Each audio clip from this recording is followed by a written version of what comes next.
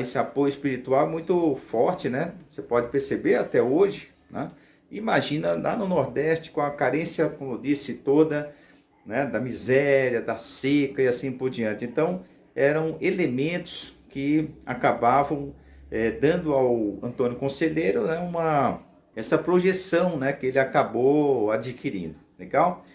Bom, então, como eu disse, gente, o Antônio Conselheiro se chega na região ali, né, no norte da Bahia, e ele resolve se fixar numa fazenda abandonada.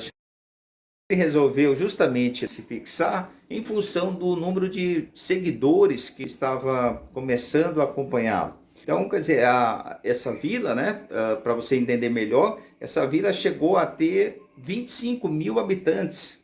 Pessoal, isso em 1897, tá? Poucas cidades tinham, né, essa população, era uma cidade relativamente grande.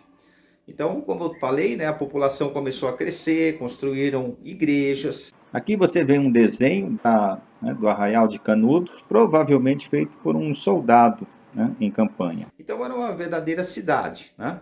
Então, como eu estava dizendo, gente, eles, né, começaram a depois receber lá cobranças de impostos, enfim, e o Antônio Conselheiro começou a, né, se voltar contra isso. Mas, né, diante daquele contexto histórico, por isso que é sempre fundamental você entender também, como eu disse, não só o meio ambiente, né, hostil, né, miséria, seca, como também esse contexto político, que era a transição da monarquia para a república. A república tinha sido recentemente proclamada, né? E uma das medidas tomadas pelos republicanos foi de separar a igreja do Estado, ou seja, os assuntos da igreja, né, diz respeito ao Papa, enfim, né, a estrutura da igreja. Então, como o Antônio Conselheiro, como eu disse, não é um membro da igreja, mas tem, né, a religião como, né, sua essência, ele vai ver com desconfiança a república. Agora, pessoal, ver com desconfiança a república, fazer algumas críticas, né, como ele fazia a cobrança de impostos, por exemplo, daí falar que ele era monarquista, como, né, quiseram classificá-lo, aí tem uma longa distância. Porque, pessoal, pensa comigo, se você, por exemplo, né, for sair agora na rua aí, não sei onde você mora, fica na calçada lá e faz uma enquete com as pessoas que vão passando. Se você perguntar para eles a diferença entre monarquia e república, eu tenho quase certeza que, né, poucos vão conseguir, né, responder para vocês aí com precisão. Agora vocês imaginem, né, mais de 100 anos atrás, 1897, quando, né, pegando a data aí da chamada Guerra, entre aspas, de Canudos, tá?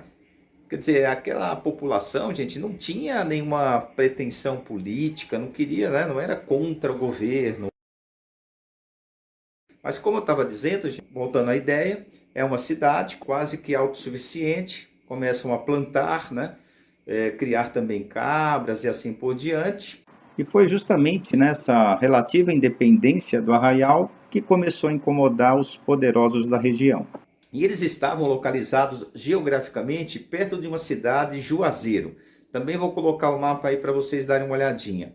Lembra que no começo da aula eu falei para você que a proximidade da cidade de Juazeiro ia ser importante para a gente entender essa história? Chegou o momento de explicar.